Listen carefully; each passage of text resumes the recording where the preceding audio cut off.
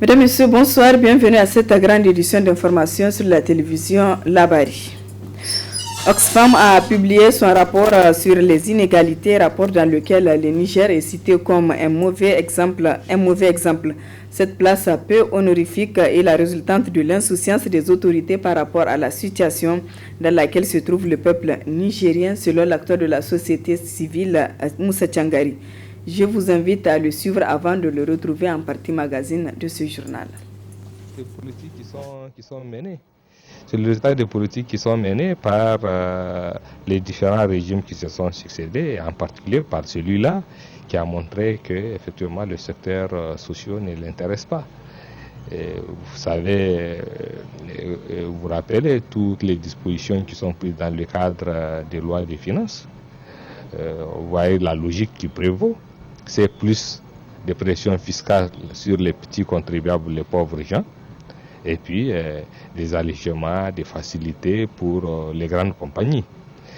Et en même temps, on met plus d'argent dans des choses peut-être parfois superflues que dans des choses qui peuvent avoir une incidence, un lien direct avec la vie des gens. Vous voyez, les dépenses dans le secteur de la santé ne font que baisser. Vous prenez des dépenses dans le secteur comme l'agriculture, l'élevage, vous travaillez plus de 80% de la population. On voit bien que ça ne progresse guère et d'ailleurs ça diminue. Et, on voit les dépenses dans le secteur de l'éducation, etc. Et c'est ce que nous avons toujours eu à dénoncer. Et donc finalement, je pense qu'Oxfam a bien fait de faire ce travail qui prolonge un peu le travail que des organisations dans les pays font. Moussa Tchangari, que vous retrouverez en partie magazine de cette édition. On constate une augmentation du tarif de Faba dans la ville de Niamey, notamment sur l'axe Grand Marché Aéroport. Cette situation est dénoncée par les usagers. Le reportage est de Hamza Sakou et Aboubakar Souley. Plusieurs infrastructures ont été construites dans la ville de Niamey, en l'occurrence la voie express. Pendant la construction de ce joyau, la population qui emprunte ce tronçon a du mal à se déplacer, ce qui a augmenté du coup les tarifs de Faba sur l'axe Grand Marché Aéroport. Après sa construction, les tarifs sont restés inchangés, ce que déplorent les clients.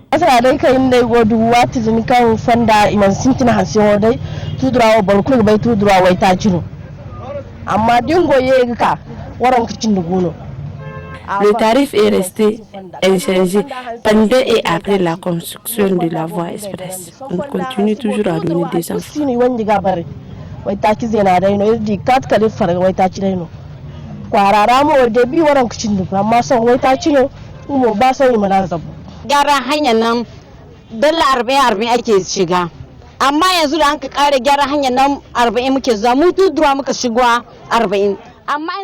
Avec la construction de la voie, on paye 125 la course à cause de la déviation. Maintenant que la voie est achevée, on continue à donner la même somme. On demande une allégeance.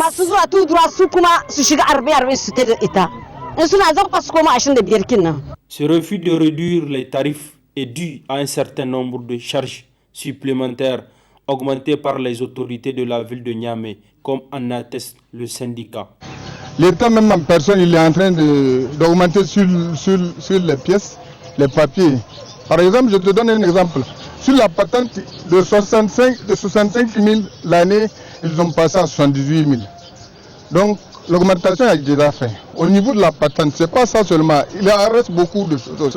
En rentrant dans l'aéroport même, c'est dégradé. Il faut que l'État fasse quelque chose. Ils prennent 18 750 par véhicule, soit 625 francs par jour sur chaque véhicule, pour l'entretien des voies. Mais rien n'est fait au niveau des rentrées dans les quartiers. Vraiment, désolé, compte tenu de tout ça, la souffrance du conducteur, on travaille pour avoir quelque chose. Donc, il faut tenir compte de ça. Il y a la vieillesse qui vient. Compte tenu de tout ça, les clients doivent se patienter et de prendre la charge. Ce n'est pas la faute au conducteur ni au propriétaire de Faba. C'est la faute à l'État. C'est l'État qui doit subvenir à tout ça d'abord. S'il diminue sur le carburant, présentement, ça fait combien d'années on est là? à lutter pour la diminution du carburant. Jusqu'à présent, rien n'est fait. Vraiment, compte tenu de tous ces problèmes, nous sommes censés à garder le prix comme ça. La responsabilité de cette hausse des tarifs est imputée sur les autorités de la ville de Niamey par le syndicat qui est prêt à baisser le prix si les autorités de la ville en fassent de même.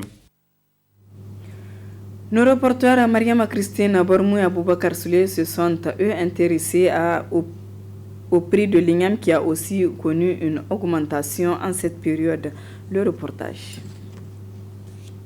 En provenance des pays voisins, parce que cultivé en zone tropicale, l'igname est un tubercule très sollicité par la population nigérienne. En ce moment, on note sa disponibilité sur le marché avec une légère hausse de prix, car n'étant pas à sa période de culture. Akwai shi daga kasuwa mai amma ka san yanzu ba lokacin da shike da yawa na sosai ba. Yanzu wanga lokaci akwai mai tsada akwai wanda bai da tsada. C'est disponible sur le marché, mais ce n'est pas sa période, donc c'est un peu coûteux. Tout dépend des moyens du client. L'igname nous provient du Ghana et du Malanville.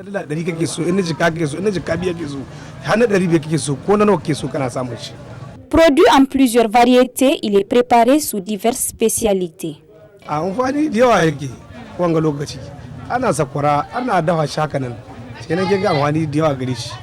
Il y a plusieurs variétés d'igname. On peut faire sokoro ou du ragoût avec l'igname. Le marché, ça va, on ne se plaint pas. L'igname est beaucoup prisé par la population pour ses valeurs nutritives. Autre aspect de cette édition, hier s'est tenu le tirage au sort des éliminatoires de la Coupe d'Afrique 2021. Le Niger se retrouve dans le groupe K avec la Côte d'Ivoire, le Madagascar et l'Éthiopie. À cet effet, on a tendu nos micros à quelques amateurs du ballon rond. On les écoute. Je crois à mon pays, l'impossible n'est plus nigérien depuis 2011. Parce que l'Égypte a fait plus de 15 ans, ils n'ont pas été battus. C'est le Niger qui a fait que l'Égypte a perdu, a débarrassé toutes ses joueuses, tous ses joueurs. Donc même maintenant, on peut faire ça. On peut battre la Côte d'Ivoire, ils vont chasser leurs joueurs, on peut battre le Madagascar, on peut battre l'Éthiopie. Il suffit qu'on se concentre comme 2011, on garde l'histoire, le souvenir, on se concentre, le président continue à mettre de l'argent. Parce que déjà, il fait des sommiers, mais il continue à mettre, à investir, parce qu'aujourd'hui, le football, c'est le moyen. Vous avez vu, le Nigeria, la Tunisie, quand ils gagnent un match, ils ont combien? 15 000 $. Tout ça là. 2011, quand on a battu l'Égypte, la Tunisie, tout, c'est le moyen qu'on a mis. Le président a investi, je me rappelle. Et toute la nation a été une famille, un Niger. L'Éthiopie ne me fait pas peur. Le Madagascar, ni la Côte d'Ivoire, je n'ai pas peur de l'aucune avec mes joueurs. Tirage wanga duwanda yake haraka balo ya san balo harkar Niger ya zo da sauki. Le Niger a du talent et de grands joueurs. Les jeunes qui ont la fougue et l'amour du maillot. Tout ceci passe impérativement par l'implication du président de la République. Comme un seul homme, grâce à l'unité, on peut s'en sortir. C'est un groupe qui est prenable. Le Niger a déjà eu à battre de grandes nations du football. On peut, ici aussi, espérer s'en sortir, même si la Côte d'Ivoire et le Madagascar sont de gros morceaux.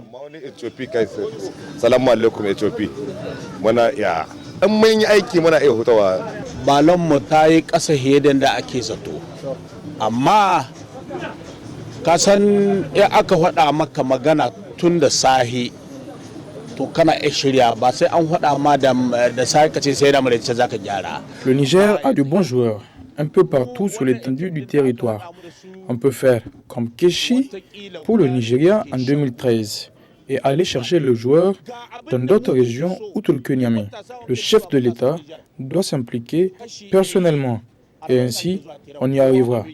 Comme on l'a toujours dit, impossible n'est pas nigérien.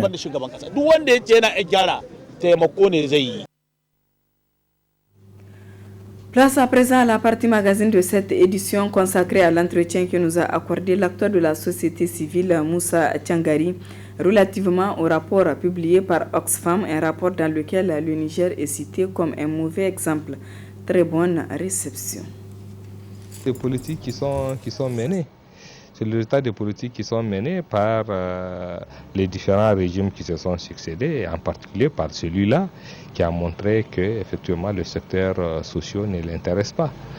Et vous savez, vous rappelez toutes les dispositions qui sont prises dans le cadre des lois des finances. Vous voyez la logique qui prévaut, c'est plus de pression fiscale sur les petits contribuables, les pauvres gens, et puis des allègements, des facilités pour les grandes compagnies. Et en même temps, on met plus d'argent dans des choses peut-être parfois superflues que dans des choses qui peuvent avoir une incidence, un lien direct avec la vie des gens.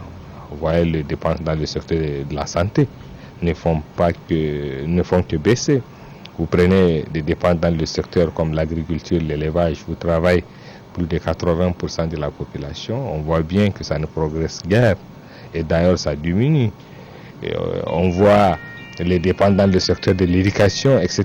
Et c'est ce que nous avons toujours eu à dénoncer. Et donc, finalement, je pense qu'Oxfam a bien fait de faire ce travail, qui prolonge un peu le travail que des organisations dans les pays font. Et c'est ce que nous essayons, nous aussi, de faire depuis très longtemps. On l'a dit, on le vit. Et je pense, bon, quelqu'un de l'extérieur vient dire oui, c'est vrai. Bon, peut-être que ça a une certaine importance vis-à-vis des gens à l'extérieur. Mais nous, en fait, le Nigérien, c'est son quotidien. Lui, il vit ça, il sait. Les gens savent que ça ne va pas. Aujourd'hui, tout le monde se plaint partout. Les gens se plaignent, voilà, les activités ne marchent pas, ils n'arrivent pas à s'en sortir, ils ont de plus en plus de charges, on n'arrête pas d'augmenter leurs charges, les choses coûtent cher, etc. Ils ont affaire à des gens qui n'ont vraiment pas pitié d'eux. Ils se posent des questions. Si tu es malade, tu ne sais pas comment tu vas te débrouiller, c'est un véritable casse-tête. Les enfants qui vont aller à l'école, tant que si la rentrée s'approche, c'est tout un casse-tête, etc. Les gens sont à terre, ils sont fatigués. Bon, bien entendu, ce qui est remarquable, c'est qu'on n'arrive pas à faire bouger les gens au-delà des plaintes de tous les jours qu'on entend. Et c'est là où les gens ont un problème. C'est-à-dire qu'on a tellement mis à terre les gens, là ils sont terrassés, donc ils n'arrivent même pas à se lever pour mener le combat qu'il faut, et c'est peut-être ça qui est inquiétant. On peut tomber, on peut même être enterré et peut-être creuser pour ressortir. Donc ça, c'est pas trop tard. Je pense qu'il y a encore beaucoup de possibilités. Et je pense qu'on va arriver à un niveau où forcément les gens n'auront pas d'autre choix que de dire bon, ben, il faut se lever, il faut faire quelque chose. Parce que vous savez, on n'a jamais vu un peuple mourir. Hein. C'est des individus qui peuvent disparaître, etc. Mais un peuple ne meurt jamais. Il peut être amené, acculé, etc. Et il finit toujours par se relever. Et il finit d'ailleurs toujours par gagner. Ça, c'est une loi naturelle, quoi. Il n'y a pas de peuple qui est mort, qui a disparu. Et le pays, pour moi, c'est des gens. Sinon, en dehors des gens, je m'en fous même du pays. Si c'est en termes de territoire, etc. Ce qui fait le pays, c'est les hommes. Donc, et ce n'est pas une question d'image à changer. C'est la vie des gens qu'il s'agit de changer. C'est-à-dire que ceux qui n'arrivent pas à manger à leur faim puissent manger, etc. Voilà, et puissent donc jouir de leurs droits. Maintenant, si les gens se mettent à raisonner chaque fois en termes d'image du pays, ça veut dire qu'ils ont vraiment un problème. Les gens ont un problème s'ils raisonnent en termes d'image du pays. Quand on donne les statistiques, c'est-à-dire le rang, on dit l'indice du développement humain du Niger est classé au dernier rang au plan mondial. Si les gens ne voient que l'image du pays et ils ne voient pas la situation concrète, la vie des gens, qu'est-ce que ça signifie pour des millions de personnes? Mais ça veut dire que les gens ont des problèmes. Et on a un problème dans ce pays-là. Évidemment, quand des rapports comme ça sortent, chaque fois on dit « Ah ouais, l'image du pays », mais c'est pas possible. C'est pas croyable. C'est pas une affaire d'image du pays, c'est une affaire de la vie des gens, et les gens doivent raisonner par rapport à ce qui peut avoir un impact positif ou négatif, et ils prennent position en fonction de ça, impact sur leur vie, effets, conséquences, voilà, sur leur vie de manière concrète. Et c'est ça qu'il s'agit de défendre. Ce n'est pas une affaire du pays à défendre. Parce qu'en réalité, en tant qu'être humain, notre pays, c'est le monde entier. C'est le monde entier. Et notre combat, nous, c'est les êtres humains. Ils peuvent se trouver où qu'ils soient. Là, nous sommes ici, sur un territoire qu'on a appelé Niger. Mais en fait, ce n'est pas le territoire qui nous préoccupe, c'est les gens qui y vivent. Hein? Et comment ils vivent, qu'est-ce que le territoire est à mesure d'offrir, etc., etc. Donc, ce n'est pas une affaire d'image du pays à améliorer, c'est une question de la vie concrète des gens à améliorer. Et c'est ça que les gens doivent exiger. Et non, voilà. Parce que si demain on vient, on dit, ok, le Niger est classé au premier rang en Afrique. Mais si la situation est celle qu'on a aujourd'hui, mais du point de vue classement, c'est-à-dire que quelqu'un est peut-être tombé plus bas que nous, est-ce que ça va être une raison de se satisfaire? Ce qu'on est en train de vivre est grave. Même si on est les premiers en Afrique. Parce qu'on a le droit de se plaindre du fait qu'on n'arrive pas, etc. C'est vrai, à côté de nous, peut-être il y a quelqu'un qui est plus malheureux. Mais le fait qu'il y ait quelqu'un de plus malheureux, hein, ne nous empêche pas d'aspirer à vivre encore mieux que ceux qui sont devant nous. C'est ça, parce qu'il y a toujours quelqu'un. Et même ceux qui sont premiers. Vous prenez, quand il y a ces classements-là, il y a des pays qui se classent en première position. Mais même dans ce pays, on ne s'arrête pas d'avancer en disant « Ouais, bon, nous sommes premiers, donc on va dormir, ça va, alhamdulillah ». Non, les gens travaillent chaque fois pour progresser, pour améliorer, etc. Même les premiers essayent des choses. Et ils ne sont pas dans une compétition de dire « On va garder notre place ». La question, ce n'est pas de garder une place ou de changer de place. Non, non. La question, c'est améliorer concrètement la vie des gens, répondre à leurs aspirations, à leurs besoins. Ce n'est pas une question de rang. Et d'ailleurs, en mettant les histoires de rang, parfois, évidemment, ça permet ce genre d'interprétation et ça permet ce genre de dérive parce qu'on met un rang et donc les gens disent voilà, donc voilà, on dit bon, certains pensent que même c'est du patriotisme, d'autres pensent que voilà, c'est une attitude patriotique. Ah oui, nous, notre pays, quel pays? Quel pays? Parlez de votre vie. Ces gens-là ne se soucient que d'eux-mêmes. Et ça, c'est une évidence. Ça saute aux yeux. Maintenant, c'est aux Nigériens d'en tirer les conséquences qu'il faut. Mais vraiment, on a affaire à des autorités qui sont totalement méprisantes vis-à-vis du sort des gens. Et quand les gens, les organisations interpellent sur des questions, etc., les citoyens pour leur niche, ils sont dans le pays. D'une manière ou d'une autre, ils ne sont pas aussi isolés que ça, ils savent. Mais bon, ils ne font rien. Ils avancent et ils sont accrochés à leurs projets, n'est-ce pas?